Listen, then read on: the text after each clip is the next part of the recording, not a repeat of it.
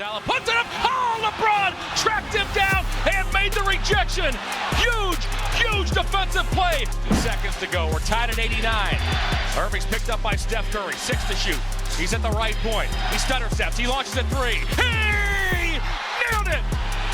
Curry now bothered by Love. Curry trying to get himself loose. Love's right on top of him. Stay there, Kevin. I'm trying to shake loose. Finally launches a 3. Missed it. Rebounded by LeBron James. And this one is over. Believe it, Cleveland. Savor it. Soak it in. The kid from Akron has come home. The Cavaliers are NBA champions. And the impossible dream has come true. Cleveland! This is for you! Oh!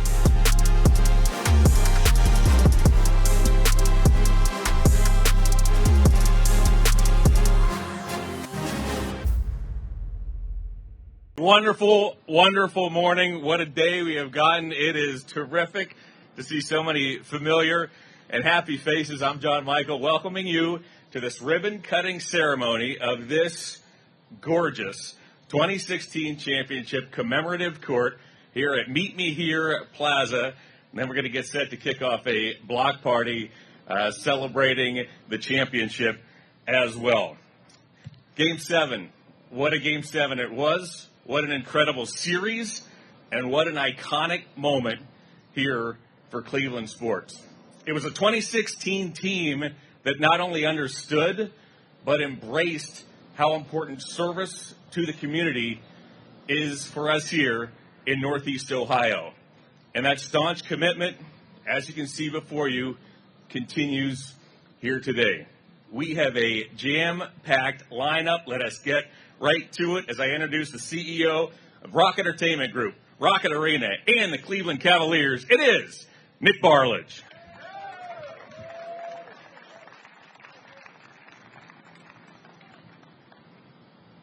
What a day here in Northeast Ohio. First, before I get started, I do want to just recognize today and the significance of Juneteenth to our entire country. You know, 1865 marked today the last day of slavery in this country. And we think it is so important for us, as we celebrate what happened 10 years ago, we celebrate something as well that happened over a century ago. And so we stand with everybody in unity, in inclusion, and the strength of what today means, not just for Northeast Ohio, but for our country across from coast to coast.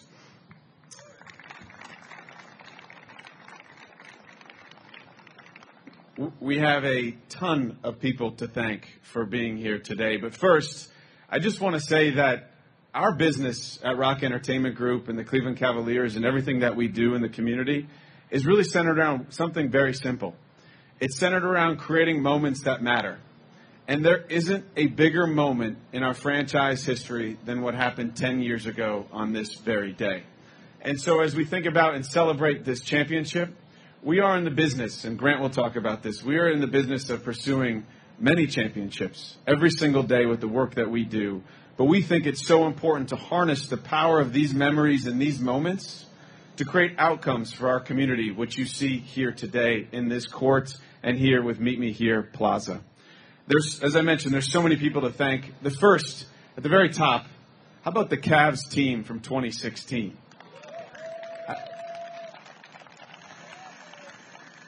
I was not fortunate enough to be here, but that team, as you can see behind me, we adore every single one of those members of that franchise.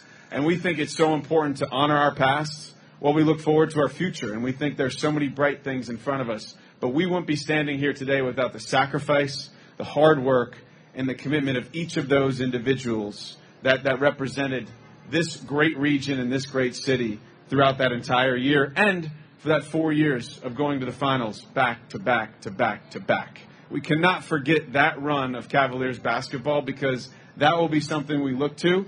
And this team, along with David Griffin, who you'll hear from a little bit later, Dan Gilbert, our chairman, Kobe Altman, our current president of basketball operations, they raised the standard of what it means to be a Cavalier. And we can never forget that moment in time in this organization's history. I do want to thank a few people, actually a lot of people, so bear with me. First and foremost, I want to thank Griff for coming back. Griff was the architect of that team. His fingerprints are all over it. I want to thank Len Komorowski, the CEO of the organization at that time. Len created a foundation of success and deserves a lot of credit for us standing here today. I mentioned Kobe Altman, our president of basketball operations, and our entire front office, who've been with us through this entire run. There is a loyalty and a commitment that they have to building something great on the court every single year. To Michael Deemer, the president and CEO of Downtown Cleveland, Inc. You know, we had a Zoom call about 10 months ago, and he said, "Hey, we've got a little grant here. We want to work together on creating a park right here." And we said, "Well, hey, we got a little idea too. We've got a championship anniversary coming. How can we put these things together and create outcomes like this today?" I also want to thank Cuyahoga County Executive Chris Ronayne for being here. I want to thank Cuyahoga County Councilwoman Meredith Turner for being here. Cuyahoga County Councilman Marty Sweeney. Also Cleveland City Councilman Richard Starr. This is your district. This is your court along with us. We appreciate you. Pat Kelly, Cuyahoga County Councilman. Pat, there you are. Purnell Jones. Is Purnell here? Cuyahoga County Councilman as well. I believe he's in the crowd somewhere. I want to thank Jim DeRosa from the city of Cleveland. Where's Jim? There he is. Along with Mayor Bibb and their entire administration. You know, to pull this off in the short period of time it took to pull off, it took everybody coming together, the city, the county, all of our public officials. And then last but certainly not least, I want to thank all of our team members who made this possible today. Anthony Bonavita, who's here, who helped us make sure that this thing got built and in time. Huey's, all of our food vendors, Aramark for providing the beer garden later for our fans to celebrate, and then all of the team members. We invited everybody that worked with us in 2015, 2016, along with all of our members, our Cavs United members, and our partners that have been on this journey with us from the very beginning. We couldn't do all of this without you, and so we're here today to celebrate each of you. And then finally, to the Gilbert family. You know, we cannot take for granted the investment, the care, and the passion that our chairman, Dan Gilbert, delivers to us every single day. This Meet Me Here Plaza is a small symbol and the first phase of what's going to come online as you look at the steel that's being risen right across the street for COSM, or the Cleveland Clinic Global Peak Performance Center that's coming on the riverfront, or the amphitheater soon to follow after. This is Dan's vision moving through every single thing that we do.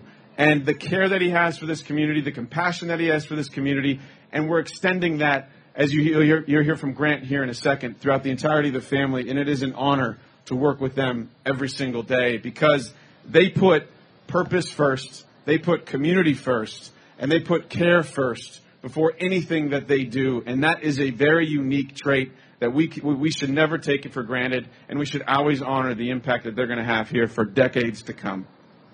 Finally, yes, round of applause for them.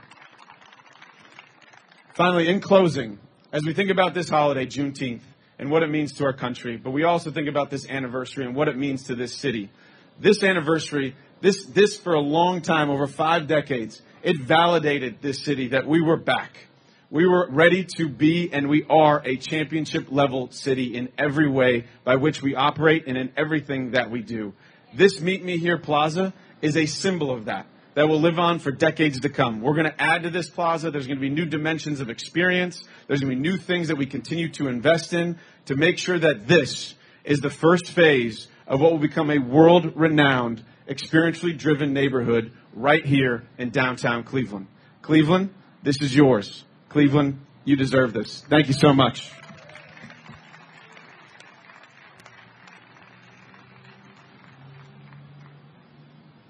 Nick said it very, very well, as he always does. None of this is possible without the commitment, the kindness, or the generosity of the Gilbert family. With that, I'd like to introduce Cleveland Cavaliers Vice President of Business and Basketball Operations, Grant Gilbert.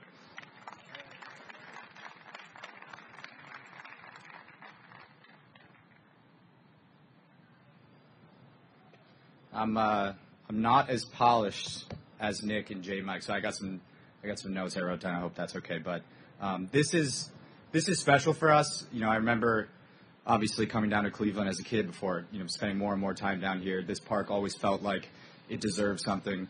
I'm happy we waited. I think this is the perfect opportunity for the community and for what we represent here. So super excited about it. And thank you guys for coming here today.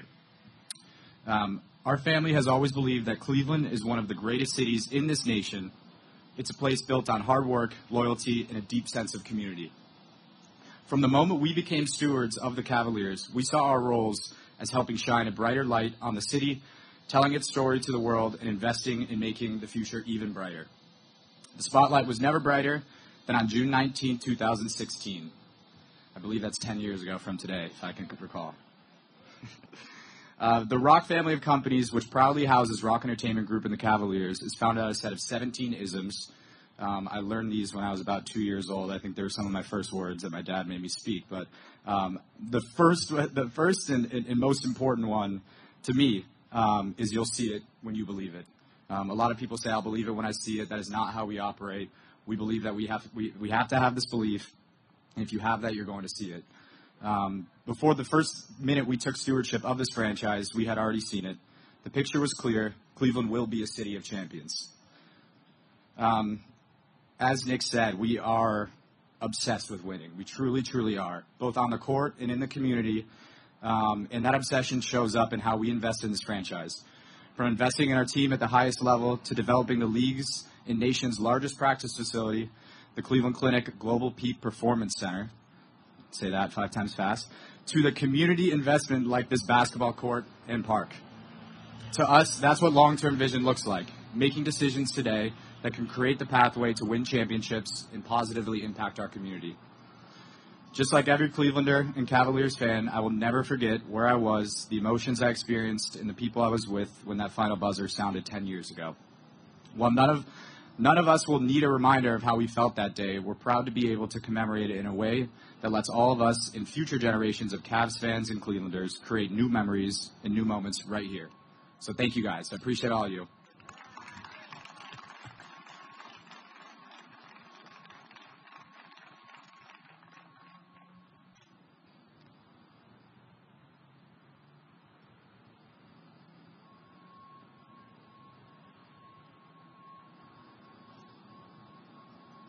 Some point today we're going to have an sizzle reel that we are going to see on this screen behind me. But for now, our star-studded lineup continues. Here is Michael Deemer, President and CEO at Downtown Cleveland, Inc.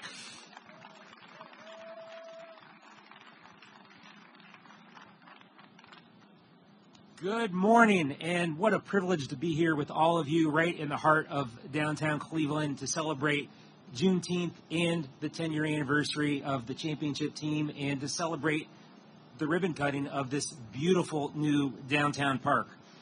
You know, Nick mentioned it. It's hard to believe that it was only a few months ago, less than a year ago, that we first talked about the idea of building a park on this site. Our team had been awarded a grant from the state of Ohio to add play and recreational features downtown because we want to make this a much more family-friendly place. We recognized this location for what it was, an area ripe with opportunity that was soon to be at the center of a transformed riverfront district and an even more vibrant gateway district. Nick's response was classic. That sounds great, but we want to go bigger, we want to go faster. How do we put these ideas together to make it happen? And I think that really perfectly encapsulates what it's like to work with Nick and the entire team at REG and Bedrock and the Cavaliers. And as Nick noted, it all begins with the vision and commitment from the Gilbert family. So Grant, to you and your entire family, thank you for your commitment to downtown Cleveland, not just today, but everything that's happened over the years and that we're celebrating today. There's more great partners in the building and in the future of downtown Cleveland. They're visionaries that bring ideas to life, as well as doers who roll up their sleeves and get projects like this done in record time. I'd be remiss not to mention the way City Council, the City of Cleveland, the county, all the partners came together and showed up in this process, helping us get from big ideas to shovels in the ground over the span of just a few short months. And I really want to thank my partners in crime, my board member, Anthony Bonavita, Nora Romanoff, both from Bedrock and Rock Entertainment Group, for the hard work that they put in to make this happen. As we stand here today, there are over $5 billion of investment underway or planned in downtown Cleveland. About $3.8 billion of that is right here in the Gateway District in the riverfront. Meet Me Here Plaza represents more than just one of those memorable moments in Cleveland sports history. It really does represent the future of our downtown. Downtown Cleveland Inc.'s greater downtown vision emphasizes that in order to drive long-term growth in downtown, we need to double down on the three pillars that really support growth: safety, activation, and connectivity. And all those things come together here at Meet Me Here Plaza. The strongest downtowns in America understand that people choose places. They choose places where they feel safe, where there's energy and activity, and where it's easy to move between destinations. Projects like Meet Me Here Plaza help us deliver on all three. This park will make visitors want to stay even longer, coming early and staying late to linger and enjoy all that downtown has to offer. Plus, it's downtown Cleveland's first public basketball court. That's a must-have for a sports town like ours. So as we build downtown for the next generation, we know that it's projects like this that will make the difference. So in closing, I want to thank, once again, Nick, Grant, and the entire Gilbert family, David Griffin. I want to thank County Executive Ronayne and Councilman Starr and all of our colleagues who helped make this happen. We're excited about today. We're even more excited about what it means for the future of downtown Cleveland. Thank you.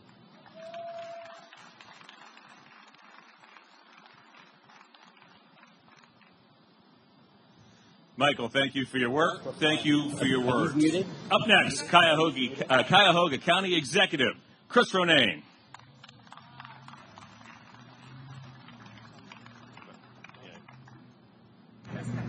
Thank you, J. Michael. Good morning, Cleveland. How are we doing out there? What a beautiful Juneteenth. What a beautiful day in the CLE, and what a beautiful day to celebrate a championship team. And also, I got to say, what's a neighborhood without a neighborhood basketball court, right? Give it up for the Cavs for bringing this court to our town. Well, I was asked to just bring a little history. The Cavs said bring a little history. And you know the history. Game 6, Moondog, you know it. We walked out of this building with a lot of hope, right? We had a lot of hope, David Griffin, that you were going to bring one home. We watched Game 7, wherever we watched it, with our neighbors, with our families, out in the pubs and restaurants. And then we watched the block. 1 minute and 51 seconds. Remember that, Moondog? LBJ made that famous block. And then we saw that three-point shot from Kyrie Irving, right? Y'all remember that? 53 seconds. And then we waited, and we waited, and we waited to see if victory would be ours. And then it was mayhem in the CLE everywhere. Well, I want to say to the Cleveland Cavaliers, present and past, and to some of our team members from past teams, can give them a round of applause here today sitting in the front row. We build off of you. Everything builds in this town, and as LeBron James said, everything is earned. All right, a little twist of history, and then I'll step off. I have to say this. I was sitting with my 6-year-old son, actually standing with him, on those historic markers that say, "Meet Me Here." That was a Nancy Dwyer sculpture that was done in 1994 with the opening of Gateway. My friend Linda Henriksen out there today remembers that when we planned this beautiful, beautiful site with this beautiful then Gund Arena and that beautiful then Jacobs Field. So Nancy Dwyer laid out this public art that you have on this wonderful plaza, Meet Me Here. But I was standing because Meet Me Here was across the street, and we were waiting for the parade a week later. You guys all remember that? Who was at the parade? Everybody, right? If there's 1.2 million people in Cuyahoga County, I think all 1.2 million were here. But my son and I were standing on the Meet Me Here steps, and we watched the first float, it was actually a flatbed, go by. And what did it have on it? It had the Larry O'Brien Trophy. Now, the parade was going that way, but the float went that way. True story. Went right down Ontario North while the rest of the parade went south. I didn't know what happened. I said to my son, I think he took a wrong turn. And until I read this book, Return of the King, in the opening introduction, it's Richard Jefferson who says that he was standing on a truck with Channing Frye, and this guy ran up with the Larry O'Brien Trophy and said, "Will you take this? Will you take this? I took a wrong turn." It's in the opening book. It's in the opening chapter. True story. So you got to love a little bit of twist of weird history that goes along with the journey to get here, right? But the Larry O'Brien Trophy made its way to the parade, and they held it high, and they made us proud. We stood together on that fateful day when we paraded in this town, not just for one win. Yes, that was a catalyst, but for one community and for the pride of this community and the place that we're building together. And so we say to the Cleveland Cavaliers, thank you. And you know what? You made us kind of friends in that experience. The friends lasted. Your colleagues, some of those players are over in Scotland today, hanging out. J.R. Smith, LeBron James, Kevin Love, Channing Frye, Richard Jefferson, Tristan Thompson, they all got together this week to celebrate the 2016, and they had their own reunion. Not a bad thing, that friends and memories were made. Well, ultimately, that's what this space is about. It's about bringing people back to history, but it's also about the future. The greatest sight I've seen on this plaza yet today was seeing kids shooting that hoop right there, having fun, having something positive to do, and recreating. And I can't wait to see the wheels in motion play the game after this. So I'm going to step off and say, here's to the Cleveland Cavaliers, to your past, your present, and your future. Keep going. And the Gilbert family, thank you for what you do. Oh, I do have a quick proclamation. I do want to say to Grant Gilbert, to your family, thank you. You never stop. You know, it's some of the things that don't get said that's getting built around here. They're putting several $1 billion right on the riverfront. Several $1 billion right here in this facility. Nick Barlage, that whole team, Grant with the Cleveland Cavaliers, what you guys do for this community, kind of reinvest in the downtown, it matters. So Kevin Clayton asked me to bring a proclamation today, and we did. I would ask my colleagues of county council, Sweeney, I see you, 6th man on the dream team from the Cleveland State Vikings back in 1985. Come on up. Pat Kelly, come on up. And this basketball player herself, Meredith Turner, give her a hand. We'd like you guys to come up. Dave Griffin, can you join us? Nick Barlage, can you join us? Grant, can you join us? And Len, come on up. Let's go. Actually, I'm going to sing. We're singing the national anthem. I'm going to sing, "We are the champions." She turned the mic on, and I was like, All this says is all that. Thank you, Cleveland Cavaliers. Thank you, Jay Gilbert. Thank you, Bedrock family. Thank you for what you do in Cleveland. Thanks for all who brought that championship.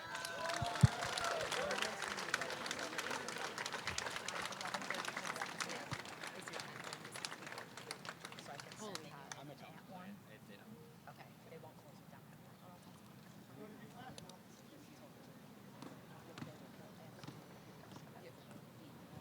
I'm waiting for the video. I know. People are paying attention. Thank you, Chris. This historic day rolls on as we now welcome up here to the podium Cleveland City Councilman Richard Starr.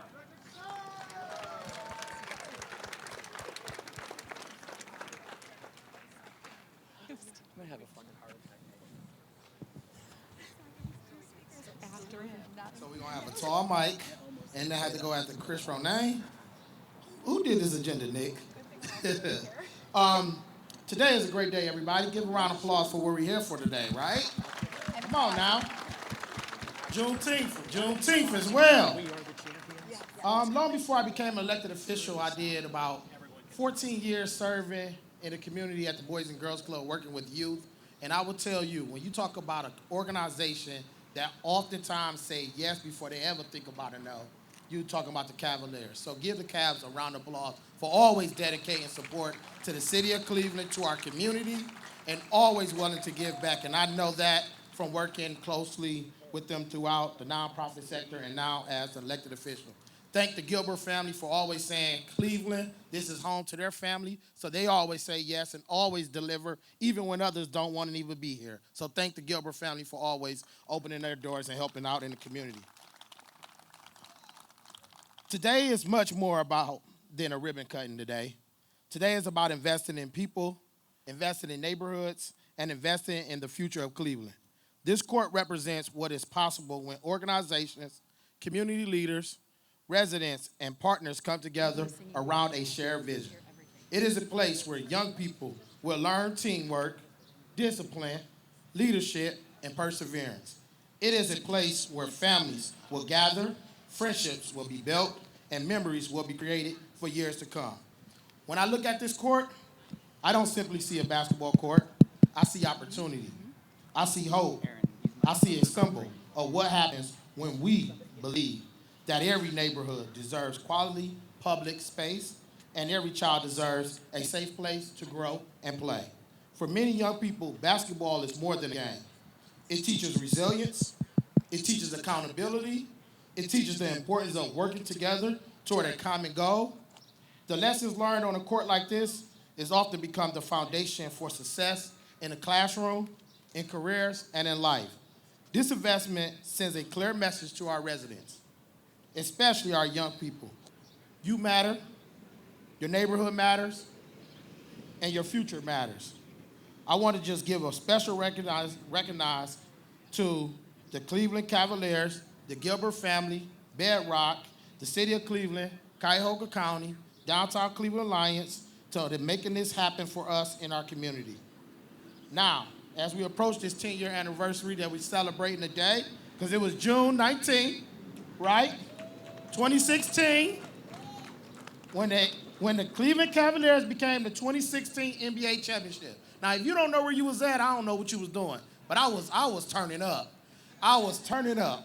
I was hanging with my friends. We was kicking it. We was shaking a little bit. We was nervous. Then the game ended. Next you know, we ran all through downtown, West 6th, West 3rd, West 4th, and I don't think we even went home. But that championship moment was more than a title. They gave Cleveland belief. They united our city. They inspired a generation of young people to dream bigger. So on behalf of the residents of Ward 5 and the city of Cleveland, I am proud to present the Cleveland Cavaliers with a congratulations proclamation from the office of Ward 5. In addition, it is my privilege to present the Cleveland Cavaliers with the Councilman Richard Starr Community Legacy Award plaque in recognition of their extraordinary commitment to Cleveland for transforming a championship moment into a lasting community legacy through the investments that they continue to do. So here's a plaque that I have for the Cavs and the Gilbert family. And I do follow directions from Kevin Clayton all the time, so let me make sure I tell you about the proclamation. Because when Kev asks, he means business. So that's a great guy.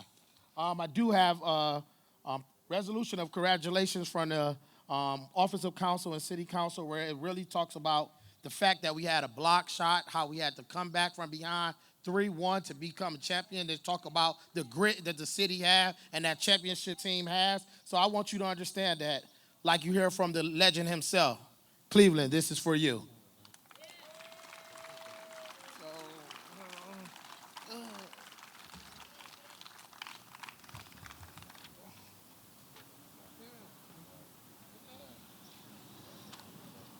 There you go.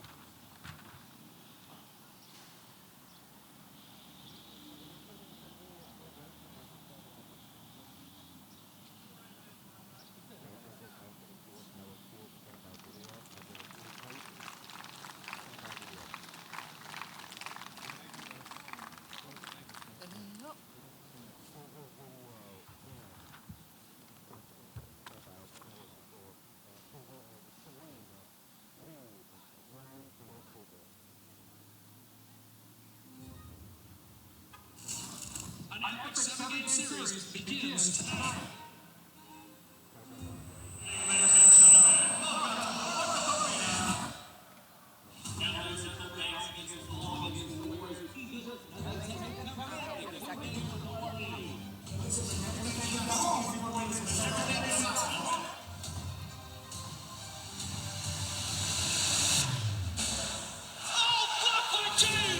LeBron James with the rejection. He's at the right point. He's got his depth. He wants the three.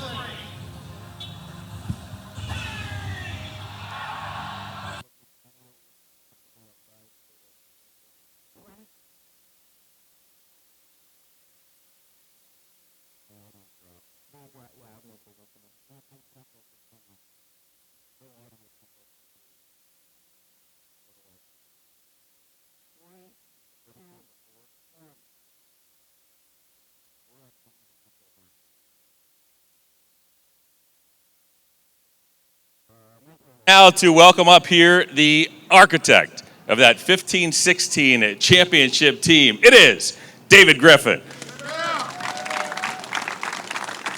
Just getting old enough for Brian now.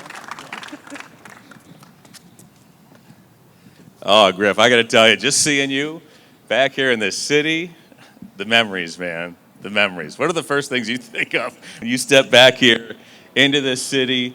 See all of this, what could possibly run through your head? Well, first of all, I get really uncomfortable with the word architect. That's not me. Dan Gilbert's the architect. I was kind of the project manager. And we had a goal. And honestly, the one thing I think of when I look at this and that video that just ran, one, the gratitude I feel to have been part of that moment. But more importantly, something that was said by the speakers here today. You can't dream big enough. Dan Gilbert told us when we started working with him, one of the many isms was that you have to, what is it? You have to believe it to see it. When you believe it, you'll see it. But he also told us that nothing clarifies like clarity. And we had a very clear mission.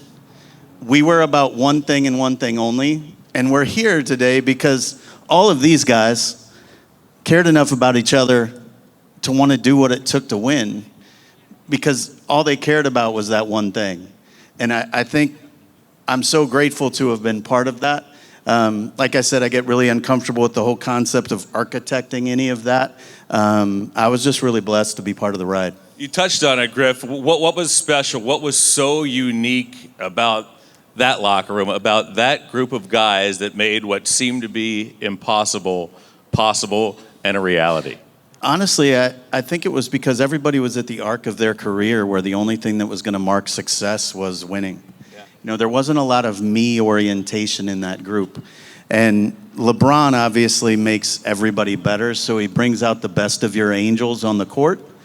But Richard Jefferson and Channing Frye brought out the best of their angels as human beings. We had a group that was really heavy and was really carrying the burden of expectation heavily.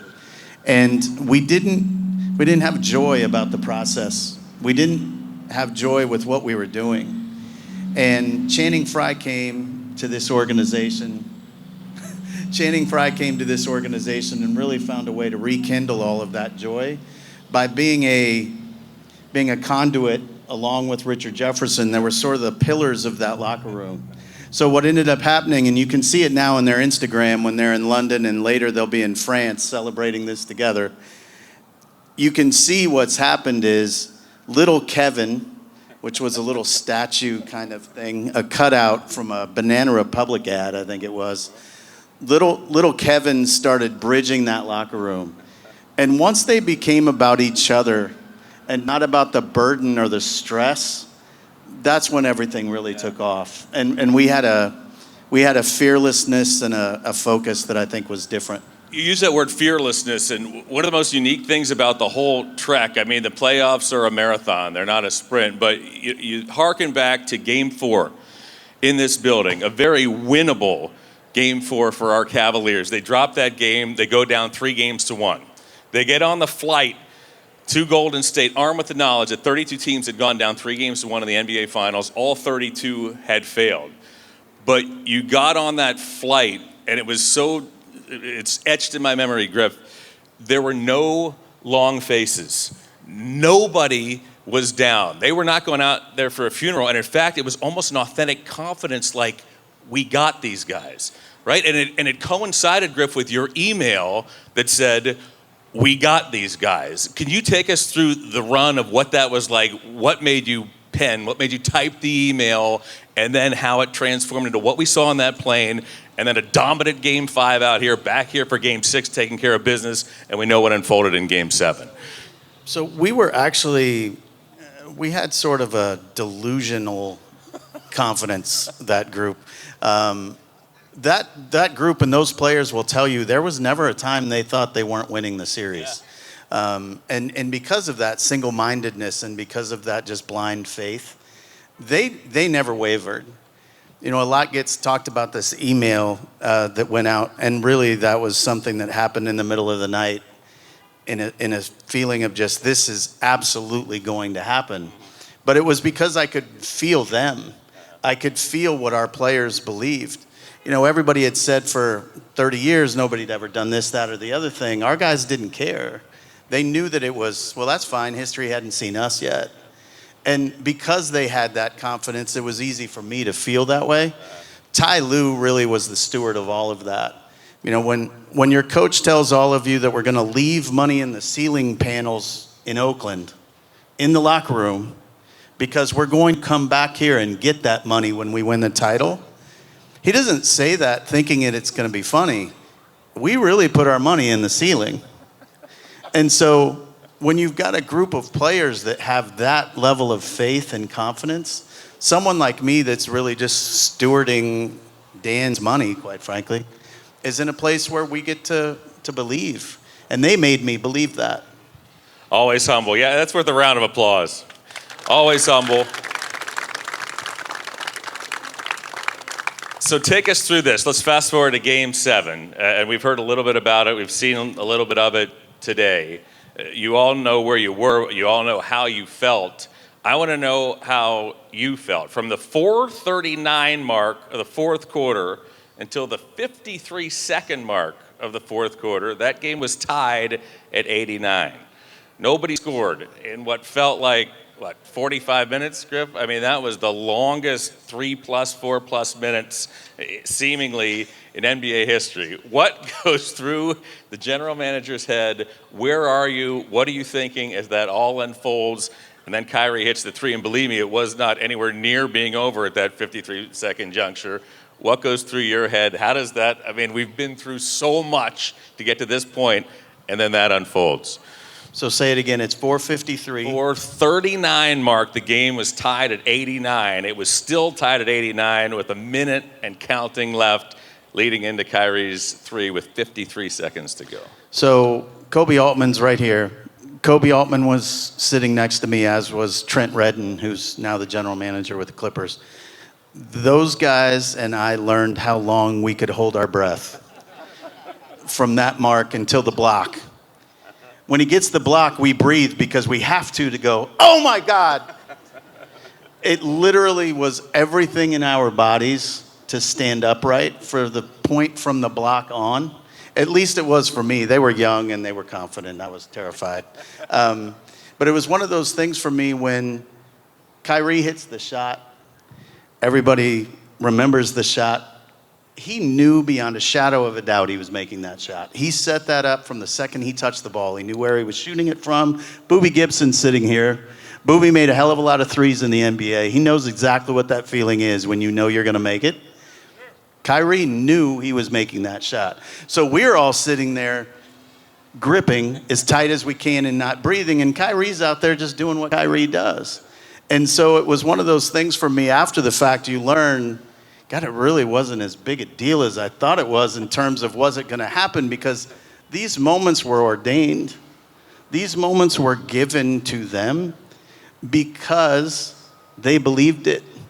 And so I think it's the single most powerful thing that was said today. And Grant sort of said it in a way where he just threw it away. I grew up with these words. You need to walk around like this. Children need to grow up knowing this. When you believe it to the core of you as a human being, you will manifest that. You will see it in your life. And these guys proved it to me for sure. We saw it. We saw it right here in Cleveland. Unfortunately, we're running short on time, Griff, but take us through, let's go through the end. And again, that game, to me at least, wasn't sealed until LeBron hit the free throw with about 10 seconds left to go up by 2 possessions, by 4. That was the final score, 93-89. Into the locker room, and then back here in this city, along with 1.2 million of our closest friends, just memories you'll never forget. Never forget. And it was funny, I drove by here yesterday. I was with Kobe on the way back to the hotel, and we drove by this right here. Prior to everything being done here, my lasting memory here was absolute panic that all of the bodies hanging out of this parking garage at the parade were going to fall and die. And I thought, oh my God, we are going to be responsible for such a calamity, because these people, what was happening here was absolutely not safe. But when there's 2 million people in a city that had 1.2 million, and everyone has come home to celebrate the fact that generations of families get to share a title they never felt before, it's just sheer joy to be here on this court that was done for this community in front of that parking structure for me, because those are the moments that I'll never forget in my life. All walks of life, men and women, every age, and everybody in sweltering heat had a smile on their face, didn't they? I mean, really incredible. And there's nothing like, Larry, Campy, all you guys played, right? You know what this is like. When people walk up to you and say, I shared that moment with my dad, and we shared that with my grandfather, and we shared that with my grandmother, and she's the biggest Cavs fan, and she didn't think she'd ever see it in her lifetime.